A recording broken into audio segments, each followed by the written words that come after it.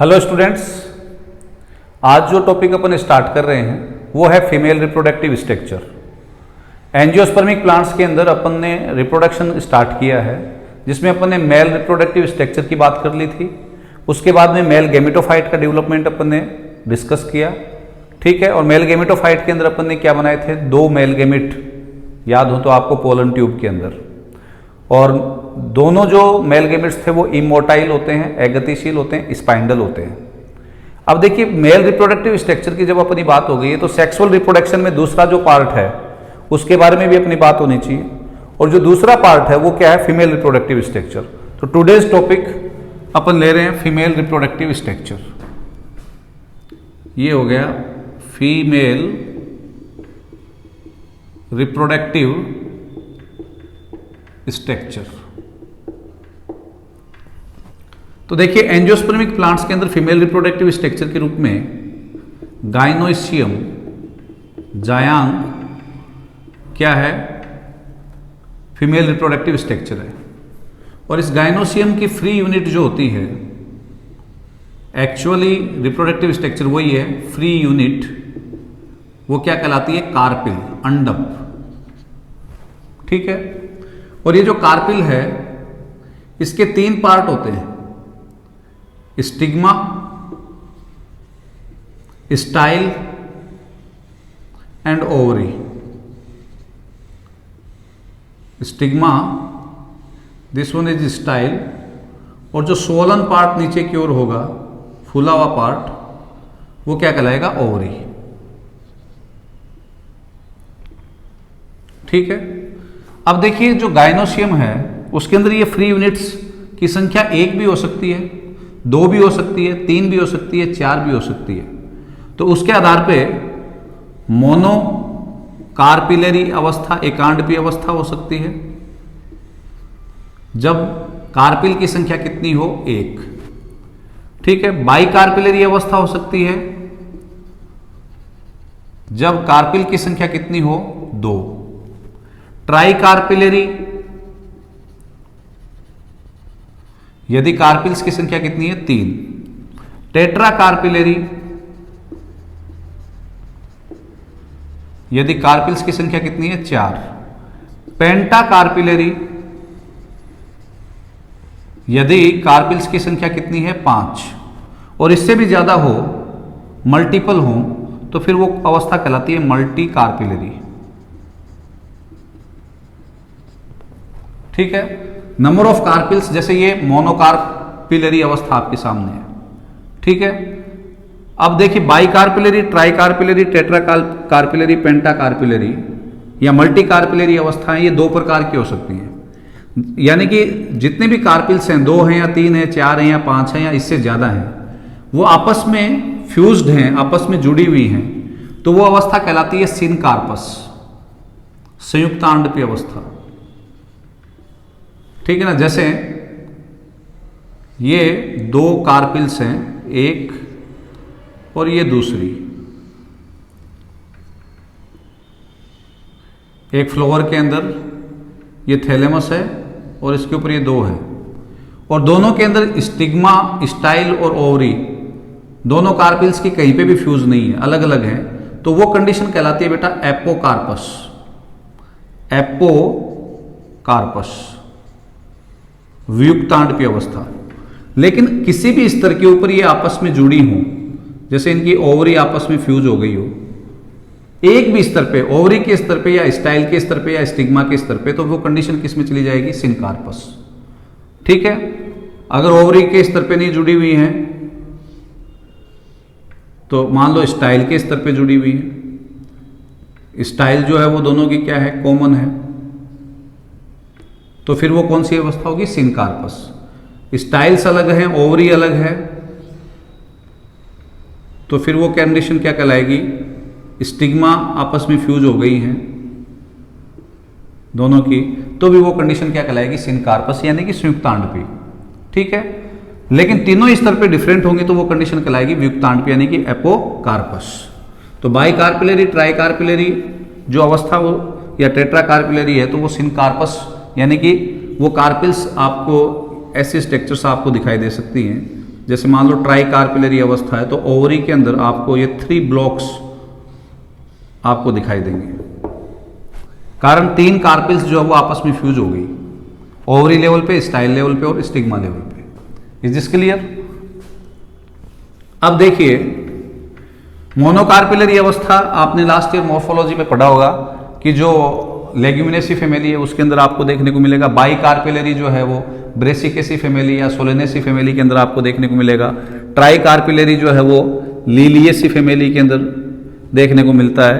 Tetra कार्पिलरी जो है वो डायंथस है या ओसिमम है उनके अंदर देखने को मिलता है। पेंटा कार्पिलरी जो है वो मालवेसी फैमिली जिसमें चाइना रोज आता है उसके अंदर देखने को मिलती है। ठीक है ना? तो कार्पिल जो है वो अपने आप में एक महत्वपूर्ण यूनिट है और उस कार्पिल के अंदर भी नीचे का जो स्वोलेंट पार्ट है जिसको आप ओवरी कह रहे हैं, उस ओवरी की वॉल पे क्या पाए जाते हैं बेटा? कुशन लाइक न्यूट्रिटिव टिश्यू पाया जाता है। कुशन का मतलब गद्दी नुमा। ठीक है? और ये जो न्यूट्रिटिव टिश्यू पाया जाता है इसके ऊपर मेगा स्पोरेंजियम यानी कि ओव्यूल का डेवलपमेंट होता है। ओव्यूल डेवलप होगा किसके ऊपर? मेगा स्पोरेंजियम के ऊपर। ठीक है? और वो मेगा स्पोरियम जो है उसके अंदर या ओव्यूल जो है उसके अंदर मेगा स्पोर का डेवलपमेंट होगा। जैसे एंथर के अंदर क्या बना था? माइक्रोस्पोर। इसलिए एंथर को अपन ने क्या कहा था? माइक्रोस्पोरेंजियम। और मेगा स्पोरेंजियम जो है उसके अंदर क्या बनेगा? Mega spore. इसलिए ओव्यूल अपन एंजियोस्पर्मिक प्लांट्स में उसको कहते हैं, लेकिन वो वास्तव में है क्या? Mega sporangium. ठीक है? तो देखिए इवोल्यूशनरी प्रोसेस के आधार पे, अगर उद्विकास के आधार पे अपन देखें तो ये कार्पिल जो है वो एक मेगा स्पोरोफिल है। यानी कि एंजियोस्पर्म से पहले जो प्लांट थे जिनका नाम क्या है? जिम्नोस्पर्म, उनके अंदर क्या था बेटा? लीफ जिसके ऊपर ओव्यूल्स डेवलप हुए। और ओव्यूल का मतलब मेगा स्पोरेंजियम। तो मेगा स्पोरेंजियम या गुरु बीजाणुधानी इसको हिंदी में बोलते हैं। जिस लीफ के ऊपर पाए गए उस लीफ को क्या कहा गया? Mega sporophyll. अब ये जो मेगा स्पोरोफिल थी ये किसके अंदर? कार्पिल में कन्वर्ट हो गई।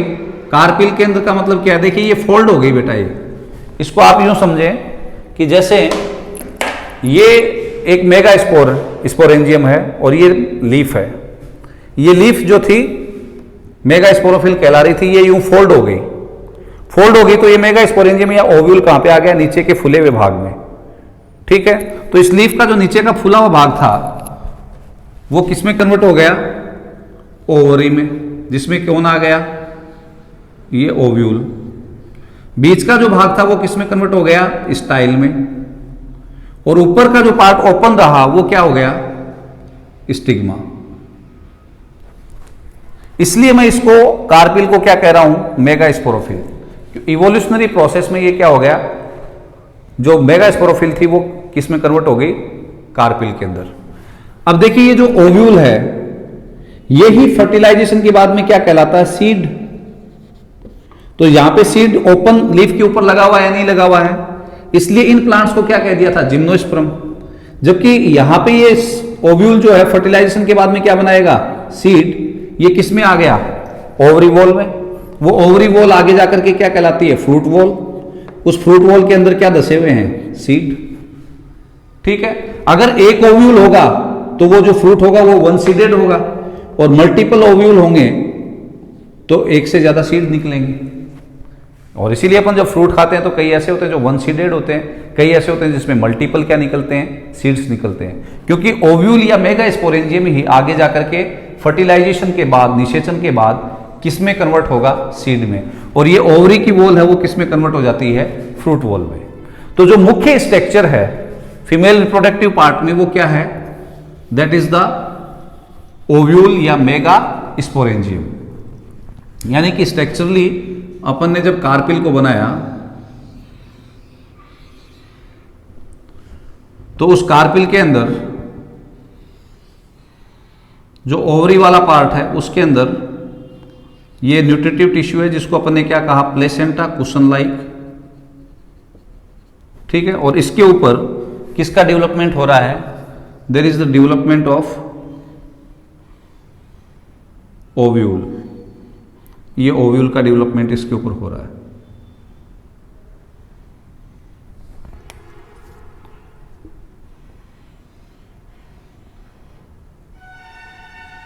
दिस इज द ओव्यूल, ठीक है। तो अब अपन स्ट्रक्चर पढ़ेंगे किसकी, ओव्यूल की। तो एंजियोस्पर्मिक प्लांट्स के अंदर 6 टाइप ऑफ ओव्यूल पाए जाते हैं, जिनके बारे में अपन आगे डिस्कस करेंगे। ऑर्थोट्रोपस, एनाट्रोपस, हेमी एनाट्रोपस, एम्फीट्रोपस, कैंपाइलोट्रोपस और सर्सिनोट्रोपस। लेकिन मोस्ट ऑफ एंजियोस्पर्म्स में, लगभग 82% एंजियोस्पर्म्स में जो टाइप ऑफ ओव्यूल या मेगास्पोरेंजियम पाया जाता है वो है एनाट्रोपस टाइप, ठीक है ना। उसको अपन टिपिकल एंजियोस्पर्मिक ओव्यूल कहते हैं। टिपिकल क्यों, क्योंकि अधिकांश में वो पाया जा रहा है। तो उसका डायग्रामेटिक अपन स्ट्रक्चर अपन उसकी देख रहे हैं।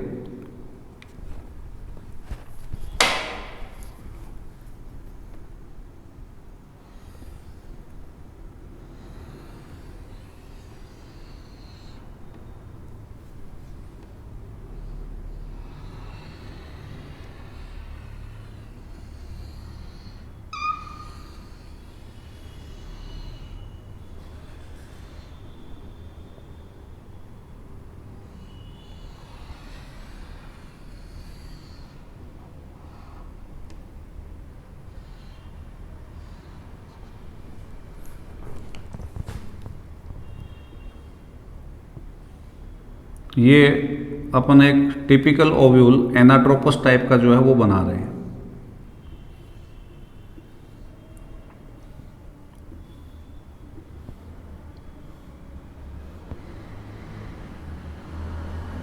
This is anatropous type of ovule in which, ये मैं ओव्यूल की इंटरनल बॉडी बना रहा हूं जिसको न्यूसेलस कहते हैं, ठीक है। तो देखिए ये वो पार्ट है, ये स्टॉक लाइक जो स्ट्रक्चर दिख रही है, ये क्या कर रही है, इसको किससे कनेक्ट कर रही है, प्लेसेंटा से। तो ओव्यूल को प्लेसेंटा से कनेक्ट करने वाली जो स्टॉक लाइक स्ट्रक्चर है, वृंतनुमा संरचना, उसको फ्यूनिकल कहते हैं। और ओव्यूल की जो वॉल है बाहर की ओर, वो कहलाती है इंटेगुमेंट। यहां पे आप देखिए 2 लेयर हैं, तो बाहर वाला जो इंटेगुमेंट है वो कहलाता है आउटर इंटेगुमेंट,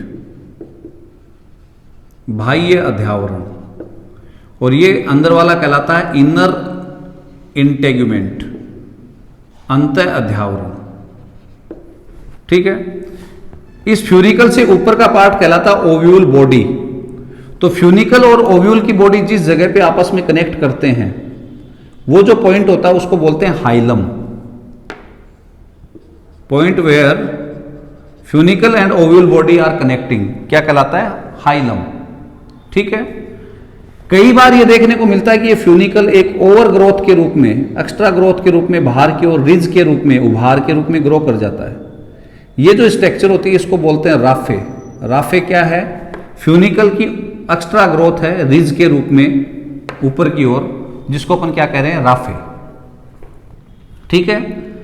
ये जो स्थान है यहां पे आप क्या देख रहे हो बेटा, यहां पे ये जो इंटेगुमेंट है वो ग्रो नहीं कर पाई है, ये हिस्सा ये एब्सेंट है।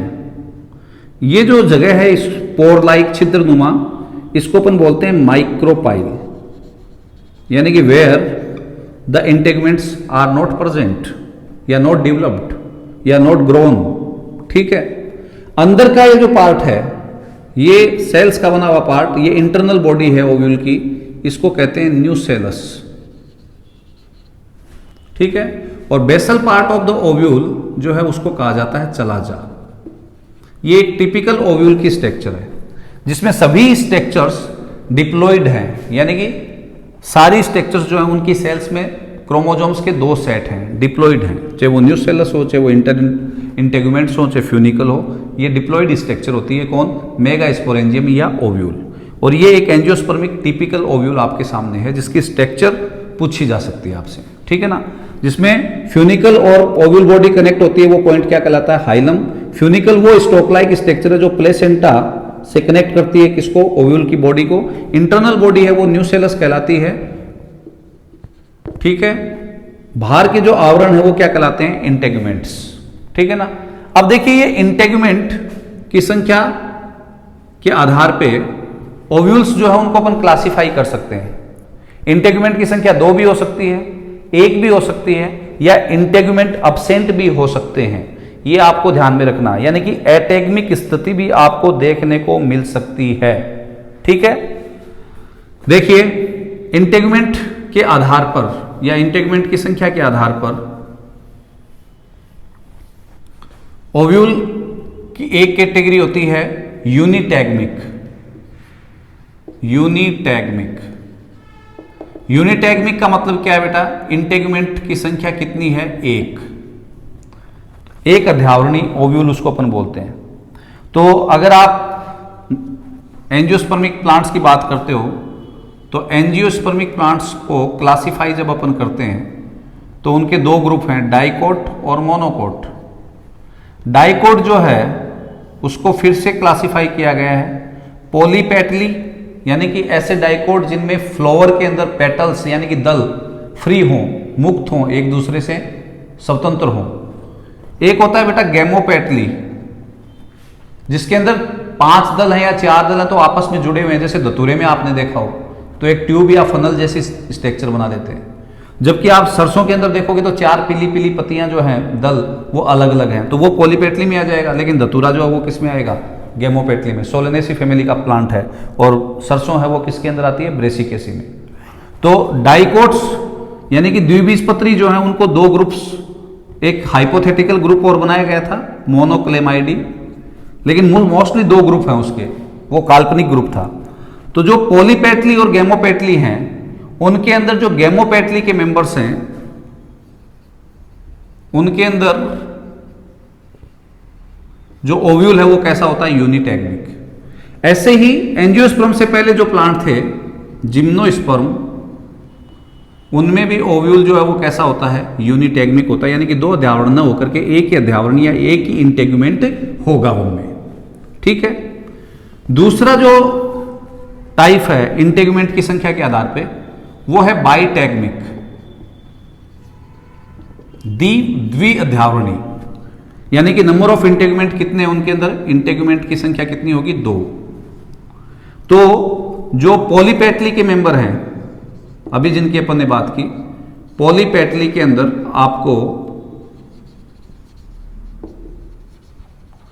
2 इंटेगुमेंट मिलेंगे, जैसे ब्रेसिकेसी मालवेसी यानी कि चाइना रोज है, सरसों है उनके अंदर।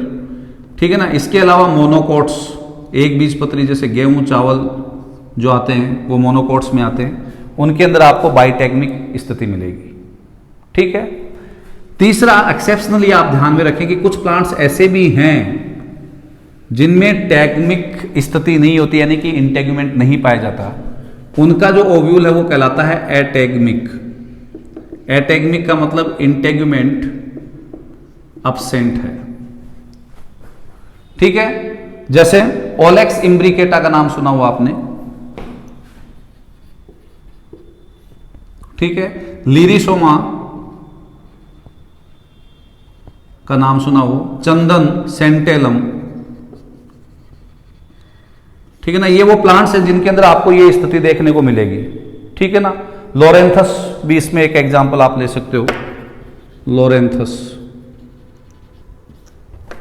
इनके अंदर एटैगमिक स्थिति होती है, यानी कि ओव्यूल के चारों ओर आपको इंटेगुमेंट नहीं मिलेगा। Is this clear? अब देखिए कुछ मॉडिफिकेशंस भी आपको मिलेंगे इंटेगुमेंट के। तो यहां पे आपसे क्वेश्चन पूछा जा सकता है कि इंटेगुमेंट के स्पेसिफिक मॉडिफिकेशंस क्या है। ठीक है। तो देखिए पहली स्ट्रक्चर में ले रहा हूं मॉडिफिकेशंस में, वो है एरिल। एरिल क्या होता है बेटा? लीची का नाम सुना होगा आपने, एस्फोडिलस जो प्लांट है उसका नाम सुना होगा, मिरिस्टिका पौधे का नाम है। उनमें क्या होता है बेटा? ये फ्यूनिकली जो है वो यूं ग्रो कर जाता है और एक तीसरी इंटेगुमेंट और बना देता है, थर्ड इंटेगुमेंट। वो नेचुरली पहले से उपस्थित नहीं है, फ्यूनिकल की ओवर ग्रोथ के कारण बन गई है। तो एरिल क्या है? अपने आप में एक थर्ड इंटेगुमेंट है जो किससे डेवलप हो रही है? फ्यूनिकल से। From the base of ovule वो स्टार्ट है और ये डेवलप हो रही है। तो ऐसा आपको किस में मिलेगा? लीची में, मिरिस्टिका में। इसके अलावा अगर अपन नाम लें तो लीची हो गया, मिरिस्टिका हो गया, एस्फोडिलस हो गया। इनके अंदर ये आपको एग्जाम्पल ध्यान में रखने हैं, एरिल जैसी संरचना पाई जाती है। ठीक है। नेक्स्ट, दूसरा जो स्ट्रक्चर आपको स्पेसिफिक यहां पे मिल सकता है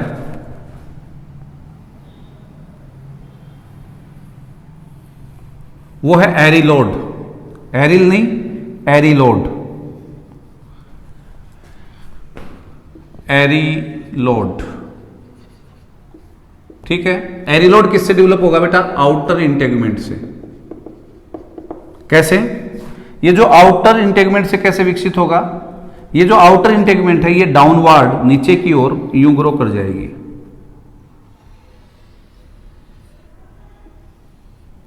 ये फ्यूनिकल से नहीं हो रहा है, आउटर इंटेगुमेंट पीछे की ओर रिवर्स होकर के यूं ग्रो कर रही है। ठीक है ना। तो आपने जंगल जलेबी का नाम सुना हो, उसके अंदर ऐसा मिलेगा। पिथोकोलेबियम डल से जिसको अपन बोलते हैं, कोलेबियम इंगाडल से भी बोलते हैं इसको, जंगल जलेबी। उसके अंदर आउटर इंटेगुमेंट डाउनवर्ड ग्रोथ कर जाता है, डाउनवर्ड एक्स्ट्रा लेयर के रूप में ग्रो कर जाता है, उसको अपन क्या बोलते हैं? एरिलोड। ठीक है। नेक्स्ट, इसके अलावा आपको अगली जो स्ट्रक्चर मिल सकती है वो क्या है? Sarcotesta. Sarcotesta, sarcotesta is also developing from the outer integument. ये भी आउटर इंटेगुमेंट से ही डेवलप होती है। ठीक है ना। क्या क्या होगा इसमें? जो आउटर इंटेगुमेंट है वो फ्लेसी हो जाएगी, फ्लेसी।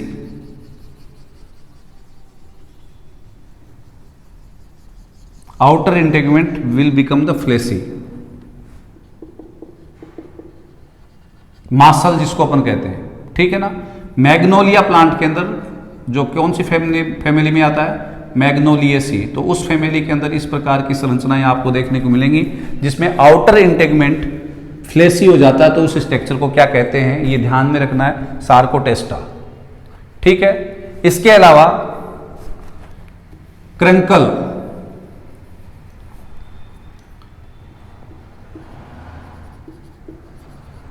क्रंकल जो स्ट्रक्चर है वो भी आउटर इंटेगुमेंट से डेवलप होती है।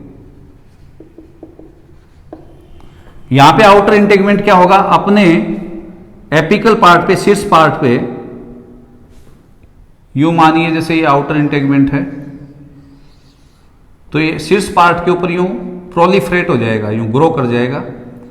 और ये जो प्रोलिफरेटेड पार्ट है इसमें शुगर स्टोर हो जाती है, शुगर सब्सटेंस, मीठा यहां पे पार्ट होगा। ठीक है ना। ये फिर इनर इंटेगुमेंट है। तो आउटर इंटेगुमेंट जो है वो प्रोलिफरेट होगा, दीर्घित होगा।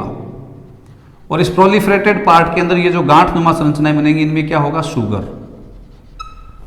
ठीक है। उस संरचना को अपन क्या बोलते हैं? क्रंकल। इसके होने से क्या फायदा है? देखिए, ये जो पर्टिकुलर ओव्यूल है जब सीड में कन्वर्ट होगा तो इन सीड्स के ऊपर चींटियां लगी रहेंगी, आंट्स। और वो आंट्स क्या करेंगी? इन सीड्स को एक जगह से दूसरी जगह पे डिस्पर्स करेंगी, क्योंकि वो चीनी के कारण या शुगर के कारण यहाँ पे क्या हो रही है? अट्रैक्ट हो रही है, वो चिपक रही है। तो आपने अरंडी के बीज देखे हो तो आप देखना कि अरंडी के जो बीज है उनको आंट्स जो है वो एक जगह से दूसरी जगह पे डिस्पर्स करती हैं। और उनके वहां पे अट्रैक्ट होने का कारण क्या है? क्रैंकल, जो क्या है? शुगर सब्सटेंस युक्त एक आउटग्रोथ है। किसकी? आउटर इंटेगुमेंट की। और आंट्स के द्वारा ये जो डिस्पर्सन होता है इसको बोलते हैं मिर्मिकोकोरी। मिर्मिकोकोरी, मिर्मिकोकोरी का मतलब क्या होता है? चींटियों द्वारा सीड्स का वितरण या डिस्पर्सन, फैलाव। और वो किसके कारण हो रहा है? क्रैंकल के कारण। एग्जाम्पल क्या है इसका बेटा? रिसिनस, अरंड जो है उसके अंदर ये आपको देखने को मिलेगा। नेक्स्ट, इसके अलावा इंटेगुमेंट्स के द्वारा और क्या स्ट्रक्चर बन सकती हैं? कोमा। ठीक है। अगर आपने आक के बीज देखे हों, अगर आपने धतूरे के बीज देखे हों, तो आप क्या देखोगे बेटा, उन बीजों के आउटर सरफेस के ऊपर यूं रोमनुमा संरचना पाई जाती है, हेयर लाइक स्ट्रक्चर। ये हेयर लाइक स्ट्रक्चर किसके कारण डेवलप होती है? ये जो आउटर इंटेगुमेंट है, इसी की सेल्स जो है, आउटर सरफेस की सेल्स, वो डेवलप करती हैं। और ऐसे जो सीड होते हैं जिनमें ये hair like structure outer surface के ऊपर आउटर इंटेगुमेंट के द्वारा बनाई जाती हैं, उन सीड्स को बोलते हैं कोमोस सीड, कोमोस। और ये किस में मिलेंगे ये कोमा लाइक स्ट्रक्चर आपको? गॉसिपियम, कैलोट्रोपिस, यानी कि आक, इनके अंदर ये देखने को मिलेंगी। ठीक है, नेक्स्ट फिर एक स्ट्रक्चर आपको मिलेगी बेटा, ओपरकुलम।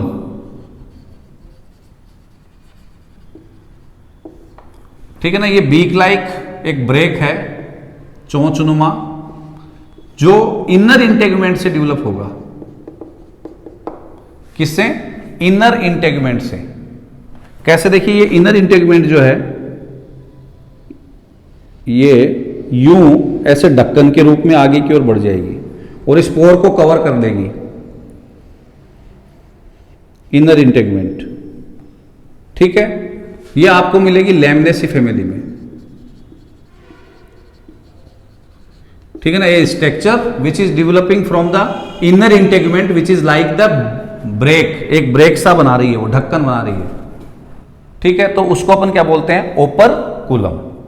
ठीक है, इसके अलावा स्पेसिफिकली आपको और क्या स्ट्रक्चर मिल सकते हैं? देखिए, जो ओव्यूल है उसके बेसल पार्ट से, ठीक है ना, हेयर लाइक स्ट्रक्चर्स या फिलामेंटस स्ट्रक्चर डेवलप होती हैं, जिनको बोलते हैं ऑब्ट्यूरेटर। आप यूं देख लीजिए, सिंपल प्रकार का ओव्यूल बना रहा हूं। मैंने कहा था ना 6 प्रकार के होते हैं। ये ऑर्थोट्रोपस ओव्यूल है, जिसमें फ्यूनिकल ऊपर की ओर होगा, यहां पे नीचे है। ठीक है ना, सीधा है वो। तो यहां पे ये जो फ्यूनिकल वाला पार्ट है, यहां पे जो स्टेराइल टिश्यू है, स्टेराइल टिश्यू का मतलब बंद है उत्तक, जो किसी भी संरचना में भाग नहीं ले रहा है, वो यूं रोमनुमा संरचना बनाएगा। और वो हेयर लाइक स्ट्रक्चर या फिलामेंटस स्ट्रक्चर क्या करेंगे बेटा?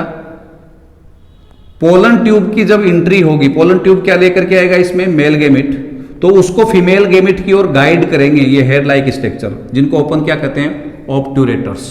What we call them? Obturators, जो गाइड करते हैं किसको? पोलन ट्यूब को। और वो बेसल पार्ट से विकसित होंगे स्टेराइल टिश्यू से, उनको अपन क्या कहते हैं? ऑब्ट्यूरेटर। ठीक है, साथ में आपको कुछ स्पेसिफिक और टर्म पूछी जा सकती हैं, जैसे एक होता है एपिस्टोम और एक होता है बेटा हाइपोस्टोम, भी उसको अपन बोल सकते हैं, या एक्सोस्टोम और एंडोस्टोम के नाम से भी अपन उनको कह सकते हैं। ठीक है ना, एपिस्टोम या हाइपोस्टोम। दूसरा नाम आपके सामने आ सकता है एक्सोस्टोम और एंडोस्टोम। क्या है? देखिए, ये जैसे ओव्यूल है जिसमें आउटर इंटेगुमेंट और ये इनर इंटेगुमेंट, ये हिस्सा क्या कहलाया था? माइक्रोपाइल। तो ये जो एंडोस्टोम है, इससे बना हुआ माइक्रोपाइल का जो पार्ट है वो कहलाएगा एंडोस्टोम। और ये जो पार्ट है जो किसने बनाया है? आउटर इंटेगुमेंट ने, वो कहलाएगा एक्सोस्टोम। तो स्पेस और the micropylar part which is developed by the outer integument, वो क्या कहला रहा है? एक्सोस्टोम। और जो हिस्सा किसने बनाया है? इनर इंटेगुमेंट ने, वो क्या कहलाएगा? एंडोस्टोम। Is this clear? तो ये कुछ स्पेसिफिक टर्म्स जिनके बारे में अपन ने बात की, एरिल, एरिलोड, क्रैंकल, कोमा, ऑब्ट्यूरेटर, ठीक है ना, ओपरकुलम, सार्कोटेस्टा, इनके बारे में आपको ध्यान में रखना है। ठीक है, अब देखिए नेक्स्ट जो पार्ट अपन ले रहे हैं, ओव्यूल की स्ट्रक्चर जो है वो अपन ने पढ़ी, और ओव्यूल को अपन ने डिवाइड किया, क्लासिफाई किया अलग अलग टाइप्स में। पहले किसके आधार पे? इंटेगुमेंट के आधार पे एक क्लासिफिकेशन अपन कर चुके हैं। अब ओव्यूल्स जो है उनके और भी क्लासिफिकेशन है। ठीक है ना, तो ओव्यूल्स के जो क्लासिफिकेशन है उनके अंदर इंटेगुमेंट के आधार पे तो वो 3 टाइप के हो गए, कौन कौन से? यूनिटैगमिक, एटैगमिक और बाइटैगमिक। अब अपन बात करेंगे किसकी? न्यूसेलस के आधार पर। जो इंटरनल बॉडी है जिसको अपन ने क्या कहा था, न्यूसेलस, उसकी मात्रा के आधार पे कि वो फुली डेवलप्ड है या नहीं डेवलप्ड है। तो पहली जो टाइप है बेस्ड ऑन न्यूसेलस, तो पहला जो टाइप है वो है टेनी न्यूसीलेट।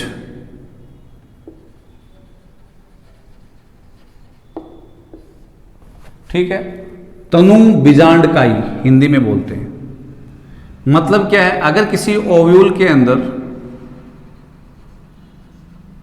न्यूसेलस लेस डेवलप्ड हो, बीजांडकाय, तो उसको बोलते हैं टेनिन्यूसिलेट। और ऐसे ओव्यूल्स आपको किस में देखने को मिलेंगे? गैमोपेटली में। लेस डेवलप्ड का मतलब इजीली कोई समझ सकता है, ये पूरा पार्ट अगर न्यूसेलस से नहीं भरा और बहुत कम मात्रा में, यहां पे न्यूसेलस देखिए, ये तो फुली डेवलप्ड दिखा दिया मैंने, और अब ये देखिए कम मात्रा में न्यूसेलस का डेवलपमेंट हुआ है, तो फिर वो क्या कहलाएगा? ट्यूनिन्यूसिलेट।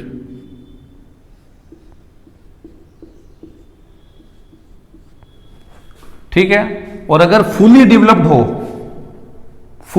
हो कौन? न्यूसेलस, तो फिर उसको बोलते हैं बेटा क्रेसी न्यूसीलेट, सुबीजांडकाई। पॉलीपेटली में आपको ऐसा मिलेगा, मोनोकोट्स में आपको ऐसा मिलेगा। जो ओव्यूल होगा वो कैसा होगा?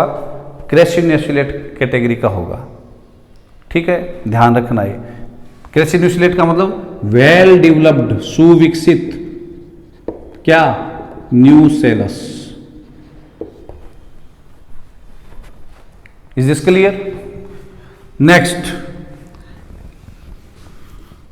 डेवलपमेंट ऑफ फीमेल गेमेटोफाइट्स पे जाने से पहले, मेगा स्पोर के बनने से पहले, और कुछ टर्म्स जो है वो आपसे पूछी जा सकती हैं।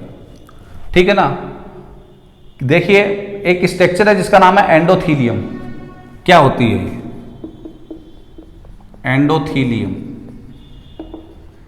या इसी को अपन एक दूसरा नाम और देते हैं इंटेग्यूमेंटल टेपेटम। इंटेग्यूमेंटल टेपेटम या न्यूसेलस भी बोल देते हैं, क्योंकि न्यूट्रिटिव लेयर है। तो इंटेग्यूमेंटल न्यूसेलस या एंडोथीलियम क्या है बेटा? देखिए ध्यान से सुनना। कंपोजिटी फैमिली के अंदर न्यूसेलस जो है वो लेस डेवलप्ड है, क्योंकि वो क्यों लेस डेवलप्ड है? क्योंकि वहां पे जो कंडीशन है वो क्या है? गैमोपेटलस कंडीशन है। और गैमोपेटली के अंदर अभी अपन ने देखा कि न्यूसेलस वेल डेवलप्ड नहीं होता। तो जो इंटेग्यूमेंट है वो क्या हो जाएगा? एक्टिव हो जाएगा, और वो क्या करेगा? न्यूसेलस लाइक टिश्यू को डेवलप कर देगा। कौन? इंटेग्यूमेंट। तो एक्टिव इंटेग्यूमेंट वहां पे क्या बना रहा है? न्यूट्रिटिव टिश्यू बना रहा है। तो ये जो पर्टिकुलर लेयर बनती है, किससे? इंटेग्यूमेंट से। ये जो लेयर बनी है, ये लेयर, इसको क्या बोल देते हैं? एंडोथीलियम। और चूंकि ये न्यूट्रिटिव टिश्यू या न्यूसेलस जो है वो किससे विकसित हुआ है? इंटेग्यूमेंट से, इसलिए इसको अपन इंटेग्यूमेंटल न्यूसेलस या इंटेग्यूमेंटल टेपेटम कह देते हैं। Is this clear? कौन सी फैमिली के अंदर? कंपोजिटी या एस्टेरेसी इसको बोलते हैं। सनफ्लावर फैमिली, सूरजमुखी का कुल है ये, उसके अंदर ऐसा मिलेगा। क्या? जो अध्यावरण है वो सक्रिय होकर के, एक्टिव होकर एक न्यूट्रिटिव परत बनाता है न्यूसेलस वाली जगह पे, उस एरिया में, जिसको अपन क्या बोलते हैं? एंडोथीलियम। ठीक है, नेक्स्ट, पोडोस्टिमोसी फैमिली है एक। ठीक है ना? तो पोडोस्टिमोसी फैमिली के अंदर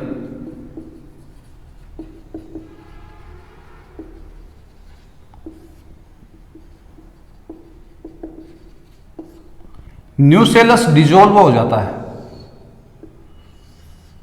जो सेंटर में न्यूसेलस है, और उसके डिजोल्व होने से एक कैविटी बन जाती है। ये न्यूसेलस चल रहा है बाकी का तो, लेकिन सेंट्रल न्यूसेलस जो है ये न्यूसेलस है, लेकिन बीच का न्यूसेलस जो है वो क्या हो गया है, डिग्रेड हो गया है। तो एक कैविटी बनती है, उस कैविटी को स्यूडो एम्ब्रियो सैक कहा जाता है, आभासी भ्रूणधानी या भ्रूणकोश। कौन सी फैमिली में, पोडोस्टिमेसी में। क्या हुआ, central part of nucellus degrade हो गया, डिजोल्व हो गया, घुल गया वो, और एक कैविटी बना दी। उस कैविटी को अपन क्या बोल रहे हैं, स्यूडो एम्ब्रियो सैक। क्यों कहते हैं pseudo embryo sac? Embryo sac जो होता है सही में, उसमें तो यहाँ पे क्या विकसित होता है, एम्ब्रियो, जो आगे आप पढ़ेंगे कि यहाँ पे एम्ब्रियो सैक बनेगा। फर्टिलाइजेशन वाला पार्ट जब अपन पढ़ रहे होंगे तब एम्ब्रियो सैक बनेगा, जिसमें एम्ब्रियो बनेगा। लेकिन यहाँ पे इसमें एम्ब्रियो नहीं बनना है, लेकिन दिखने में ये कैसा है, एम्ब्रियो सैक जैसा, इसलिए इसको क्या कह रहे हैं, स्यूडो एम्ब्रियो सैक, आभासी embryo sac. Is this clear? अब नेक्स्ट जो क्लासिफिकेशन है ओव्यूल्स का, वो है माइक्रोपाइल, फ्यूनिकल और चलाजा की स्थिति के आधार पे, और वो मैंने बताया कितने टाइप हैं, 6 टाइप्स। ऑर्थो, एना, एम्फी, हेमीएना, कैम्पाइलो और सर्सिनोट्रोपस। ऑर्थोट्रोपस, एनाट्रोपस, एम्फीट्रोपस, हेमीएनाट्रोपस, कैम्पाइलोट्रोपस और सर्सिनोट्रोपस। और ये जो 6 प्रकार बनाए गए हैं ओव्यूल्स के, वो किसके आधार पे, स्थिति किसकी, माइक्रोपाइल, बेसल पार्ट को क्या कहा था, चलाजा, और ये स्टॉक जो था इसको क्या कहा था, फ्यूनिकल। तो इनकी स्थिति के आधार पे 6 टाइप्स बनाए गए हैं। ये जो ओव्यूल मैंने आपके सामने बना रखा है, इसमें ये तीनों एक स्ट्रेट लाइन में है, तो ये ऑर्थोट्रोपस है, ठीक है। एक मैंने जो टिपिकल बनाया था उसमें ये स्थिति थी, यहां पे चलाजा था, यहां पे माइक्रोपाइल था, फ्यूनिकल साइड में था। चलाजा और फ्यूनिकल जो थे वो एक लाइन में थे, सॉरी चलाजा और माइक्रोपाइल, और वो इनके पैरेलल था, कौन, फ्यूनिकल। उसको अपन ने क्या कहा, एनाट्रोपस। तो ये फ्यूनिकल, माइक्रोपाइल और चलाजा की स्थिति के आधार पे 6 टाइप्स ऑफ ओव्यूल है, वो अपन नेक्स्ट चैप्टर में या नेक्स्ट टॉपिक में, वीडियो में डिस्कस करेंगे। Thank you.